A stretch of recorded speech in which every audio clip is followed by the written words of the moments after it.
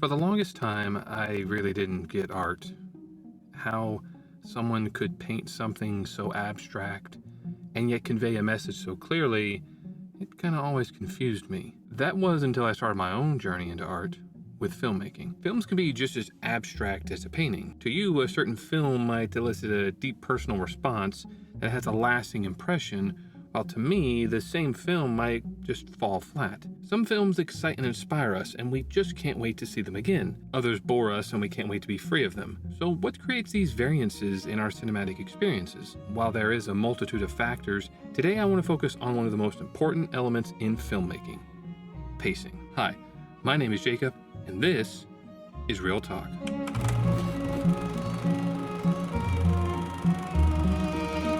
Now, the first time I saw The Count of Monte Cristo, I thoroughly enjoyed it, despite not having read the book. Truth be told, I still haven't read the book, but that's beside the point. I knew exactly who the good guys were, the bad guys were, the love interest, the whole desire for revenge that Edmund had, and how he wanted all of them to suffer just as he did. It all just made sense with little or no effort on my part. So how exactly did the film accomplish this? Well, in a word, pacing. This is a film where there is no dead space, no dead air scenes. No time is wasted getting us right into the heart of the story. Every scene, every moment, every conversation leads right into the next and pushes the story forward. The manner in which the film is edited keeps this momentum as a constant, which prevents you from ever freeing yourself and disengaging from the journey of our protagonist, Edmond Dantes. We're introduced to him in the opening shot of the film. He is a young, starry-eyed, loyal French sailor with a big heart.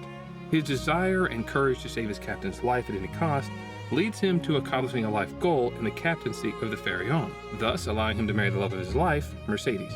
However, his success in trusting nature ultimately leads to his demise, for in his desire to be a loyal comrade, he unwittingly transported illegal documents for Napoleon Bonaparte. He lied to his friend Fernand Mondego about them, arousing his suspicions and jealousy, culminating in him betraying Edmund. Just in this one scene, this opening sequence, we're introduced to the pacing and momentum that will be carried throughout the film.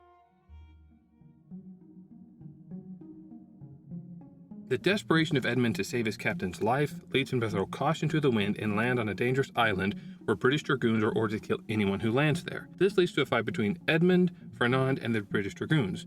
Napoleon intervenes, and this leads to the British agreeing to help the sailors. Fernand helps himself Napoleon's wine because he feels entitled to it. Edmund is trusted by Napoleon over Fernand for no other reason than his blissful ignorance to how dangerous the world truly is. Edmund is then arrested and taken before public prosecutor Villefort, and then sent to the Chateau d'If for reasons he truly doesn't understand. Upon his arrival at the Chateau d'If, Edmund professes his innocence, which is mocked and dismissed. Inscribed in his wall are the words, "God will give me justice." At this point, Edmund still believes this to be true, that soon the door will be opened and he will be freed, as the powers that be came to finally understand that this was all just a misunderstanding. This turns out not to be true, and over the years, his faith is tested. Eventually, he gives up and resigns himself to his fate, losing all faith in God. It is at this point that he meets Priest, the man who will give Edmund a second chance, life. He agrees to teach Edmund mathematics, economics, philosophy, to read, write, and how to use a sword. In return, he only asks Edmund to help him dig their way to freedom. Before he dies, Priest reveals the location of the treasure of Sparta to Edmund and instructs him to use it for good. Use it for good, only for good. No, I will surely use it for my revenge. You see, every moment leads to the next one and directly impacts the actions these characters take. There is a clear cause and effect for their decisions. The film also has a clear structure. There's, of course, the primary plot of Edmund getting revenge on those who betrayed him, and there's two subplots: whether or not he will keep his faith in God, and whether or not he will reunite with the love of his life, Mercedes. The actions of Edmund while in prison are all means to accomplish these goals. His decision to learn from Priest and befriend him also leads to Edmund finally understanding who betrayed him and his escape. Every person we're introduced to is integral to the plot and the pacing of the story.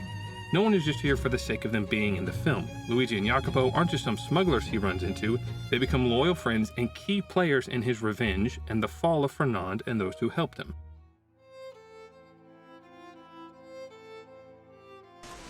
Death is too good for them. They must suffer as I suffered. They must see their world, all they hold dear, ripped from them as it was ripped from me.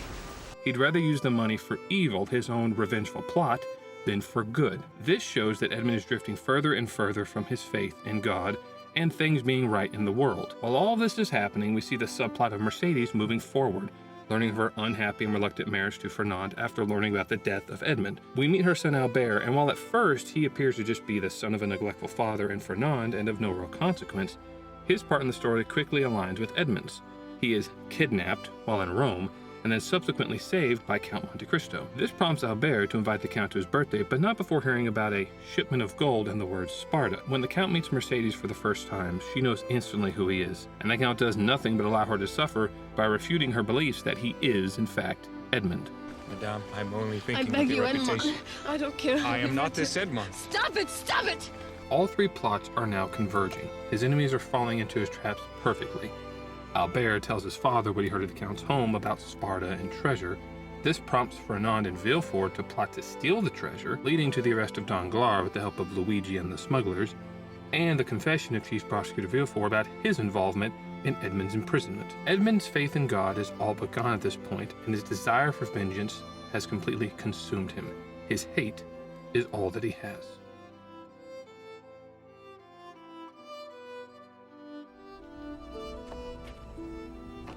Kings to you, Fernand.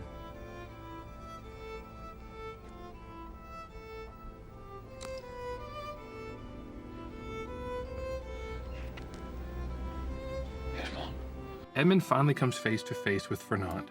This is the moment he has worked toward and dreamt of for many years.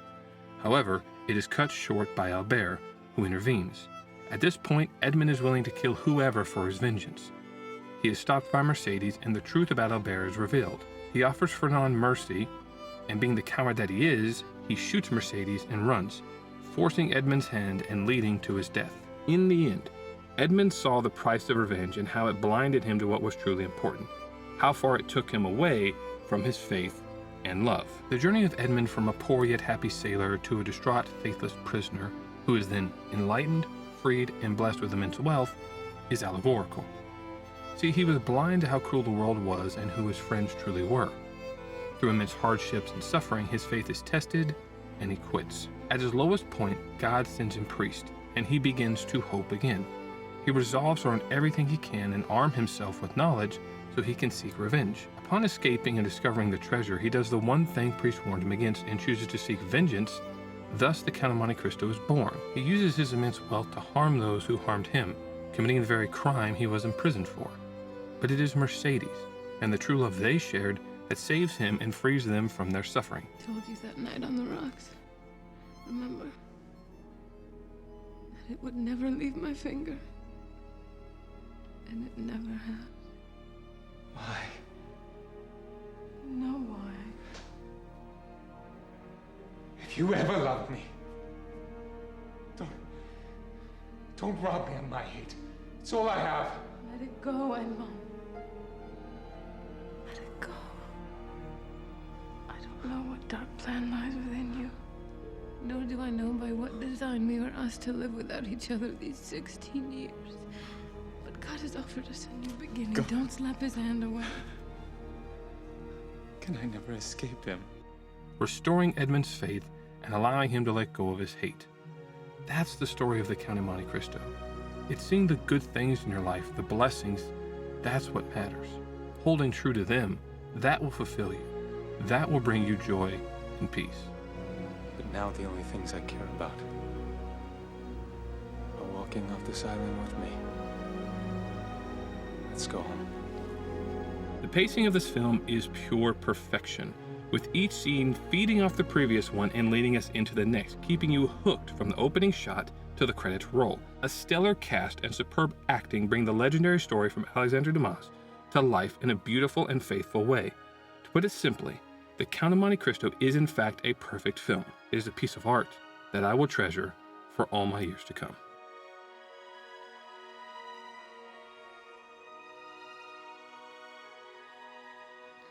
Hey YouTube, Jacob here, and I want to take a minute to say thank you so much for taking the time to watch my video. I do hope you enjoyed it. If you did, I ask that you hit that like button and consider subscribing to help support the channel, help it grow, and to see more content just like this. A lot more to come. Again, thanks for watching, and until next time, you take care.